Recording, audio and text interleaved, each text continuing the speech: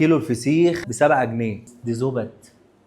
بص، هو صحتك مش لعبة عشان تضحي بيها او تروح تجرب الاكلة ديت من اي مكان مجهول. الاكلة دي الوحيدة اللي لازم تروح لمكان مضمون، ومش عشان توفر كام جنيه تخسر اهم حاجة بالنسبة لك. اختراعات ايجيبت احسن ولا اختراعات مصر؟ عشان كده جبت لكم مكان من انظف الاماكن اللي بتقدم الاكلة ديت، وصاحب المكان بيوزع لاكبر محلات مصر. عندهم خبرة من سنة 1960، من ايام لما كان كيلو الفسيخ البوري ب7 جنيه. مش كده وبس، ده كل الاسماك بيجيبوها من كفر الشيخ، وكل حاجة بيعملوها بايديهم، عشان كده الجودة ثابتة دايما عندهم.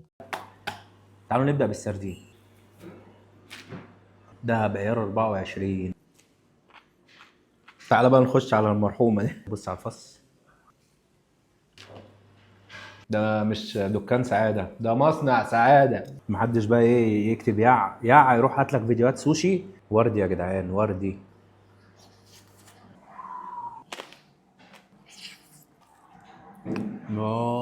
اختراع الفياجرا كافيور. ده بقى الفسيخ بايتس. دي سلطة سلمون. سلطة الرنجة الإيطالي. سلطة الرنجة وعليها جبنة من فوق. تعالوا نجرب الرنجة بالحمص. رنجة بالحمص.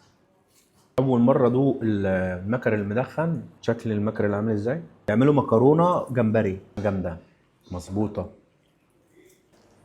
يا جدعان، مين اللي ما يحبش الفسيخ بذمتكم؟